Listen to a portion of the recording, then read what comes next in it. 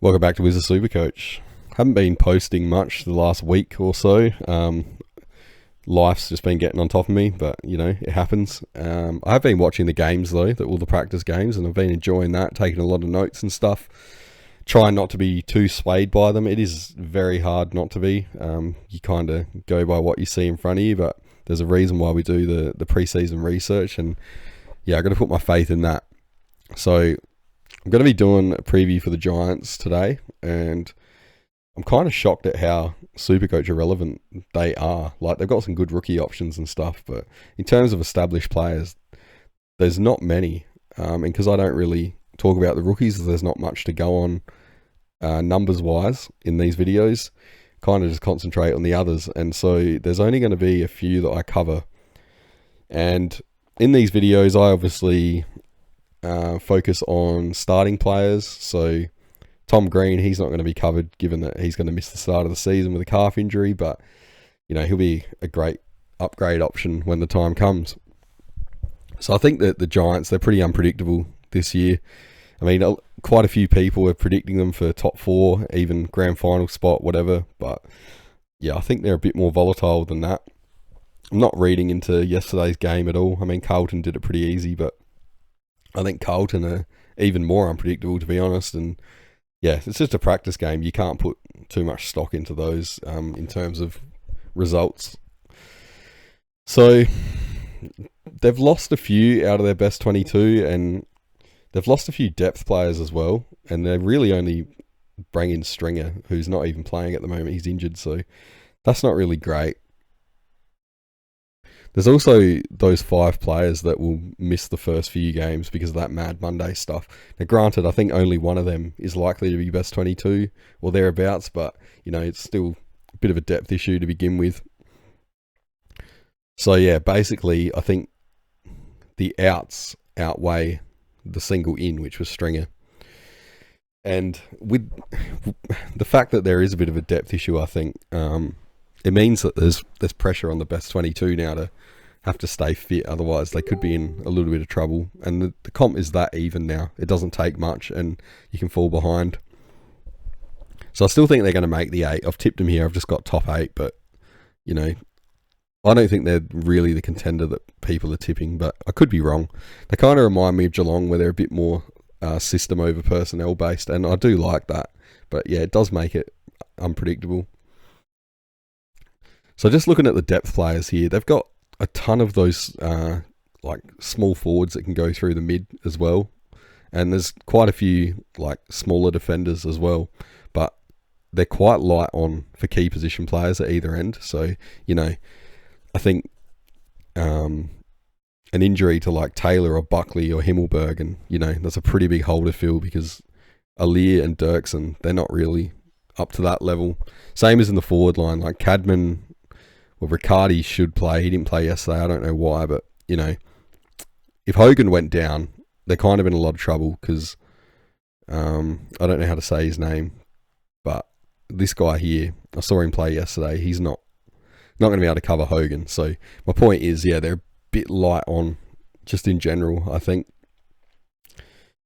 So I've left this half forward spot open because it kind of could go to a few different players, and I couldn't really pick it. If we went based on the Sydney game, and at that point I thought it was going to be Angove, who looked really good, but then he kind of started as a sub in the Carlton game, so hard to predict. And then Jones had a really good game, so I'd say at this point the spot will go to Jones if I had to predict. And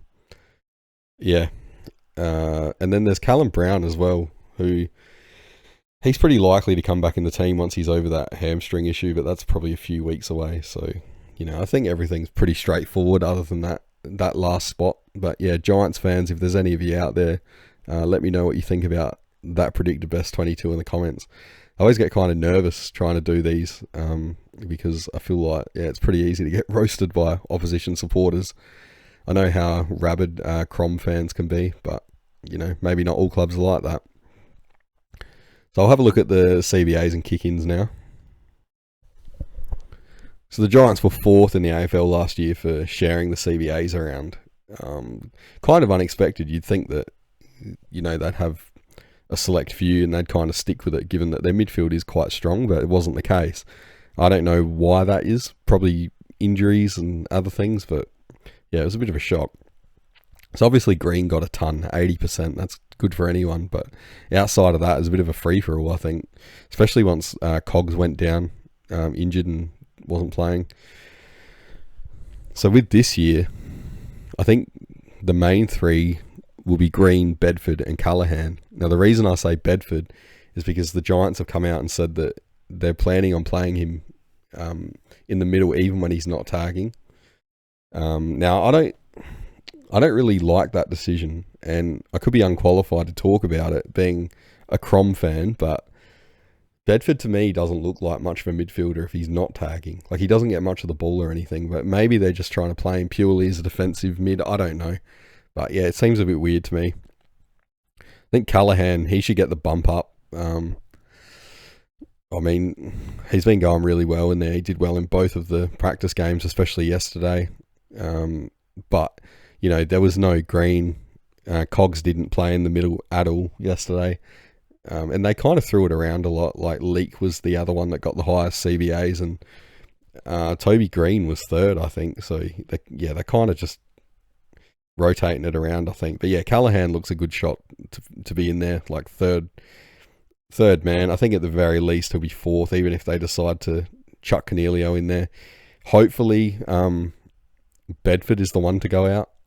But yeah, you never know. So there's obviously potential opportunity here because Peatling's gone, so that's the fifth man out.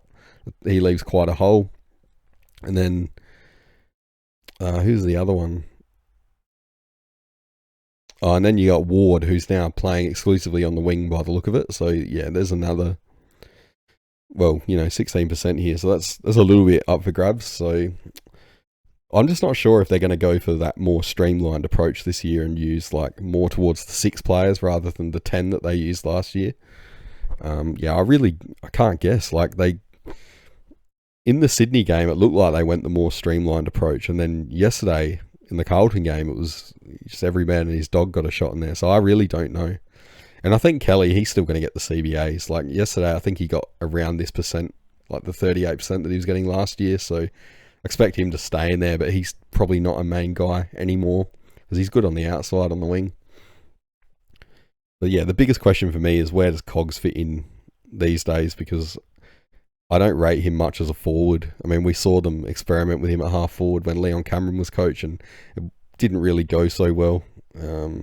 Maybe part of that's Leon Cameron's fault, but yeah, I think Cogs these days, he's either inside mid or he's nothing. So interesting they didn't play him there yesterday, but that's not to say that they won't do it once the season actually starts.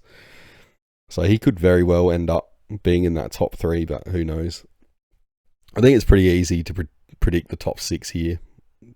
But yeah, outside of that, it's anyone's guess really. So as for the kick-ins, Whitfield pretty much had the monopoly on it, 159. That's huge. That's probably the most I've seen of any player of the teams I've covered so far. I think that will continue. I don't see why it wouldn't. Kind of hoping that Stone might get a few now that he's on the halfback. Now I'm not covering Stone in this video because really there's no numbers to go off. He's hardly played any games, and I think he was always a forward. So he's playing off the halfback now, and the role looks good. He looked good in both practice games. He's getting enough of it. I think he's pretty good bench option at the very least.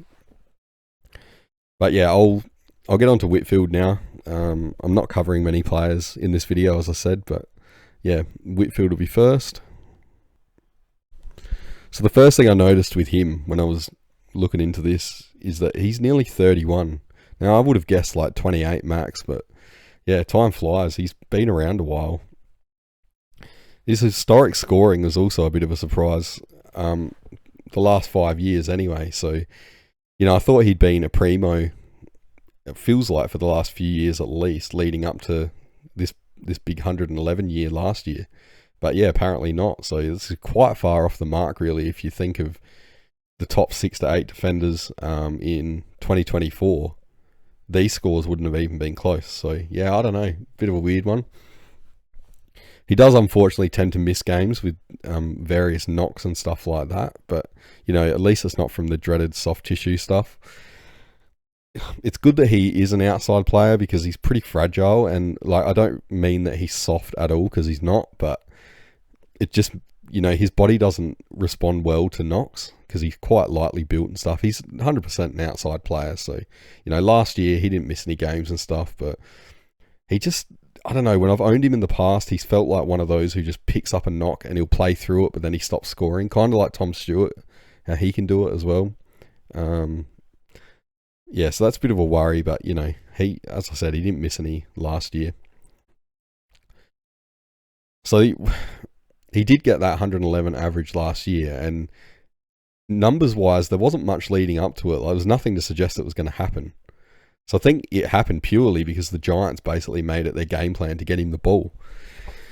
Obviously, that's great for scoring, for any player to have a game plan revolve around you, but there's only one slight worry with that for me, and it's that the Giants haven't exactly made a secret of it, and I'm surprised more teams haven't put more attention into him. Especially, with the Giants playing well last year and making it to the last four. Oh, sorry, they got knocked out in the semi, didn't they? Anyway, they look pretty good at the end of the year, but, if they do contend this year, I think more teams are going to put time into him, and given that his points per disposal is the worst of all the relevant Supercoach defenders I've covered, if this did happen and they did put more time into him, we could see some floor games pretty quickly because he needs a lot of ball. The one thing that kind of does save him, I guess, is that again that game plan. They do feed him the ball; they want it in his hands, so it's pretty hard to tag a guy out of it if that's the case. If they're just going to keep trying to give him the ball, and even if he did have a few of those floor games because he got tagged, it'd need to become a pretty regular thing for it to be a deal breaker in the pick, I reckon. So like most halfbacks, his score dips a bit in losses, but it's nothing crazy. It's only 10 points. He's still 104, still fine, and yeah, you kind of expect that, I guess. The points per minute and TOG looks pretty good. It's everything you'd expect from a player that's just come off averaging 111. So really the big question for me is, why did the post-buy score jump up nearly 23 points?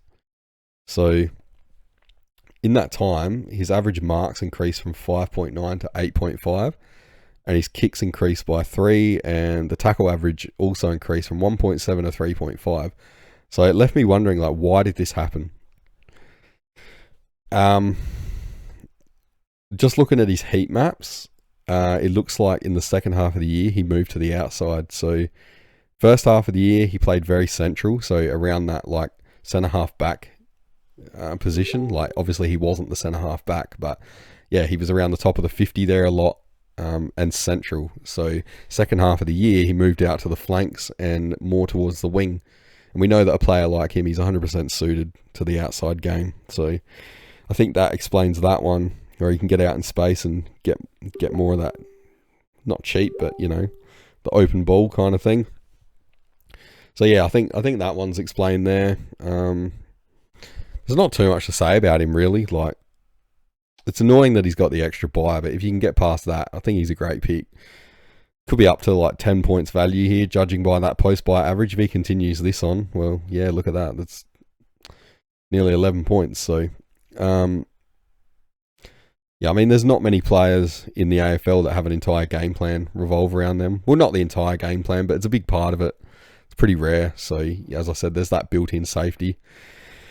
Even if he didn't increase his average and he kept going at 111, you picked him for 598. That's not bad at all. He's still going to be top 6 defender. I'd have him top 3 even. So yeah, I think if you can account for that buy elsewhere and cover it, then pick him with confidence. Now the next guy, I've heard comparisons to Bont with him, so it's a big rap for anyone really, and there's a lot to live up to, but seems his career is progressing pretty well, both scoring and durability wise. He's missing less games and scoring more points. That's what we want to see. And now he's playing as an inside mid rather than on the wing. So that should mean better Supercoach scoring. He does still spend some time on the wing. There was random games last year or random 2-week stretches and stuff where, he'd get pretty high CBAs and then he'd just disappear out of there for a couple of weeks. So he does still get the wing time, but I don't know. I think this year he's probably not going to. I think he'll be almost exclusively an inside mid. So it's probably pretty easy to assume that this post-wide jump here was because he got a ton more CBAs in the second half of the year. I mean, that's what I've been hearing from people is that, they kind of say once he made the switch from the wing kind of halfway through the year, that's when his scoring went up. It's actually not true at all. He was already getting 40% CBAs pre-buy, and they only rose 7% post-buy. And I don't think 7% CBAs is going to account for basically 17 points on average. It's not much time, extra time in there at all. So I think maybe he just got used to playing that inside role a bit more. He is only young. We can see he's only gone to 3 seasons. And yeah, after not playing in there much before, maybe it clicked for him. Also, there was no cogs for most of that post-buy period. And I think Kelly was out for a month as well. So, those guys like to rack it up. So, a bit more ball for him on offer. So yeah, instead of what I would have assumed was a half a year of data playing mostly inside mid, after looking into it, it appears it's a full year. So this is why it's important as well not to just go on what you hear. Like, look into it for yourself, because it's hard to rely on. Obviously, there's good YouTubers and stuff out there, but it's hard to rely on what you hear elsewhere. So yeah, it kind of changes things for me a bit, to be honest. Not necessarily a bad thing at all, but it definitely makes it a little less clear, like why he started scoring more. If it was as easy as, he got more CBAs, it would kind of be better, because, we could think, well, if he got more again, or if he kept them up, then it should be a slam dunk. But the fact that it wasn't a result of that, it was something kind of unknown, or something that can't really be explained in numbers, it makes it a bit harder. But as I said, it's not necessarily a bad thing. The good thing is he appears to be consistent in both wins and losses, so that's good. Actually, a lot of midfielders are quite inconsistent in this regard, especially the Gold Coast ones. But yeah, it's a really good sign. So points per disposal, though, that's pretty horrendous, and points per minute is not ideal either. So it's a bit of a worry, especially you combine this with his already pretty standard TOG, standard for an inside mid, I would say. So yeah, it suggests a bit like Whitfield, he needs to find a lot of the ball to score how we need. And yeah, I don't know, that kind of scares me a bit if I was to pick him. He's not currently in my team, but he is one I'm looking at. I would have assumed, again, like that this would have been skewed by spending the first half of the year on the wing, but that didn't actually happen. So yeah, even when he's been inside for a whole year, that's the result. It makes it even worse, I guess. But yeah, not a deal breaker, as I don't think he's going to get tagged or anything like that. And his CBAs, they're all over the place, but he obviously scores best in the the 40%, and I'd say above. The 70 and 80% brackets here, they only had 2 games for data each, so I think it's pretty safe to assume that he just scores better with more CBAs, really. So with that in mind, though, like, is he going to actually get more than what he's already getting? So it's kind of hard to say at the moment. As I said before, like when I covered the CBAs, I've got him predicted as that 3rd or even 4th man, depending on what happens with cogs. But, I've got no idea what that actually means in terms of a percentage. It depends what the team does overall. So, there is that chance that Cogs goes back in the guts, and Kelly's had those consistent CBAs in both practice games. So, yeah, I really don't know. There's also the Bedford thing. I don't think that's going to last, though. But yeah, we need Callaghan to get them like the high CBAs straight off the bat, I think, to be the pick that we need. So you kind of can't wait for Bedford to get kicked out of there, because there's also Green to come back. Just sounds like a lot of mouths to feed. It kind of puts me off. But yeah, as I said, I'm still looking at him, Can definitely see the upside with this pick, but I think there's a lot of uncertainty around it as well, like I've just talked about. There's also the fact that if you look at it price-wise, Ashcroft, that's Will Ashcroft, obviously, Chera and Oliver, they're all right around that same price point, and they've all got their own risks attached to them, but there's more known about their role and scoring history, I think, than Callaghan. So he's, you're going in a little bit more blind. So I'm not saying it's a bad pick at all. It may come across that way, but unless you're really confident about the answers to the unknowns, I don't really see why you would pick him over Ashcroft, Chera, or Oliver. So the last player to look at is Briggs. I'm only doing the 3 players because really that's all I see as being relevant outside of the rookies. Now, he didn't play in yesterday's practice game, but he did play in the Sydney one. So, yeah, I've heard some people suggesting that he'd be a good value option this year after a quieter 2024. Firstly, he appears pretty durable. These years that he didn't play, when he missed these games, it was just because he wasn't selected. It's not because he was injured or anything. And there's just the one game last year that he missed through injury, but he was listed as managed, like they're managing that shoulder, so it's nothing too severe anyway. I have heard that he was carrying a knee injury most of last year. So that could be the reason why his scoring tanked from 2023 to last year. So, yeah. Does anyone know why he didn't play yesterday? I didn't catch that one, so if anyone could let me know. I don't think it's because of injury though. Like I did Google it and there was nothing come up. So there's not really much to look at for his scoring until he became the first ruck, which was halfway through 2023. And that was when they finally put him ahead of Flynn, which in hindsight is pretty crazy, given that Flynn these days, West Coast can't even make a choice whether he's the clear-cut number 1 ahead of BJ Williams or not. So kind of tells you where he's at. So he's had half a season, which was pretty huge, and then he's dropped off, as I said. So we've only really got like 1.5 to 2 seasons of proper data here. It kind of makes you wonder which one is actually the true version of him. I think if he was carrying an injury last year, then I tend to think that that 2023 version is more of what he's really like. Can see that he clearly likes wins, and when I covered the rucks, it was pretty evenly split, I think, from memory. But yeah, he was definitely one of the poorer ones in losses, and there's a fair spike in this post buy here. So I remember last year when he really dropped off, and I remember thinking to myself, maybe because the Giants are playing that faster game style now, maybe it doesn't suit a ruck like Briggs because, he's not that athletic type. He's more of the tank type ruck. But, the fact that the post-buy average went back up, it was almost got back up to his 2023 average.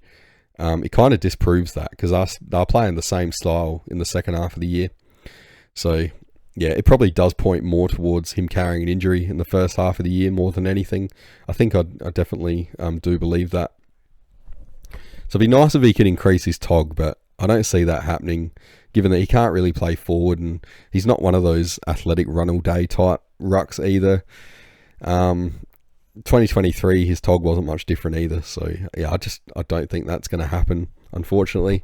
So it kind of restricts his ceiling games a bit. In the Sydney practice game, Riccardi was the one doing the backup rucking. And that was good because we know Riccardi's going to play mainly forward and he'll just chop out when needed. But yesterday without Briggs, Keith was the first ruck and Riccardi didn't play.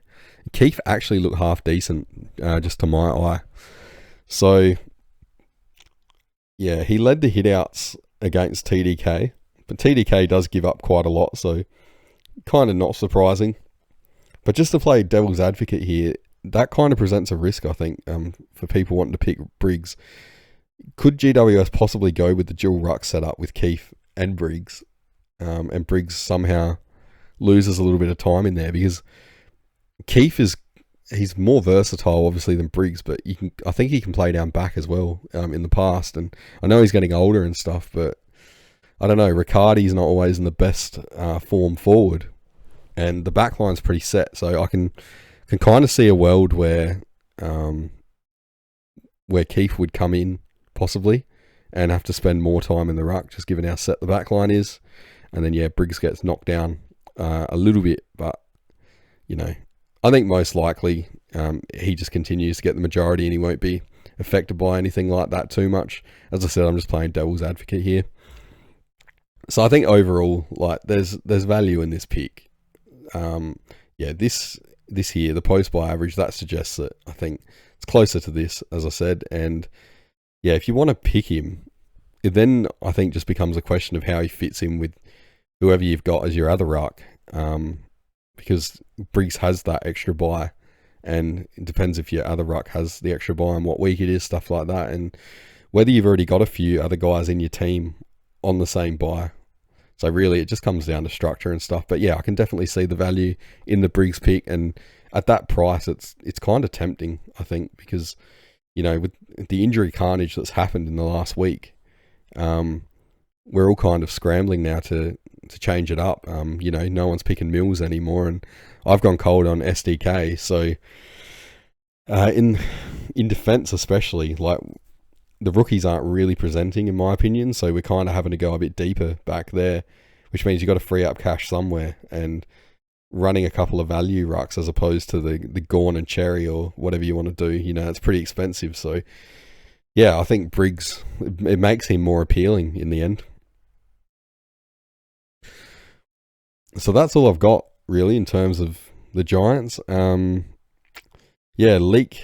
Leak was pretty impressive. As I said, he got top CBAs with Callahan yesterday, so keep an eye on him. But again, he's a rookie that hasn't played much, so there'd be no point me really covering him here because there's really no numbers to go on or nothing really to look at. And the other one was Stone. I guess Angove as well. Keep an eye on him. He looks pretty lively and stuff, but his chances of getting him round one seem pretty low now, especially after Jones played so well. It's pity Jones is so awkwardly priced because I remember he was a pretty good rookie. I think it was last year or the year before, and he was doing well, and then he got injured, and then he come back and wasn't doing so well. But now he sits in that kind of dead zone price wise. But that's the game. So I'll watch the practice games today. I might even do like a practice game review tonight, 2 videos in one day, just to make up for the no videos in the last few days, and hoping to get these team previews done by round 0. But to be honest, it's going to be pretty hard, so it might have to be by round 1. I'm running out of time, and life is just, as I said, it's getting on top of me at the moment. A few things going on, but I'm still trying my best. I'm still enjoying making these videos, so subscribe if you haven't already. I'm already past my goal, so that's fine. But like and comment, all that stuff. Still loving the comments and trading ideas with people. And try and pick these videos to bits if you can. Like, I know people wouldn't normally encourage that, but I like it. Like, if you pick these ideas to bits, then I can learn. I'm just here playing the game myself as well. So I'm wanting to get better and learn stuff. There's not one single Supercoach out there that knows it all. And it's certainly not me or ever going to be me. But so anyway, thanks for watching, and I'll see you hopefully in another video tonight or tomorrow that will cover the practice games to this point. So cheers.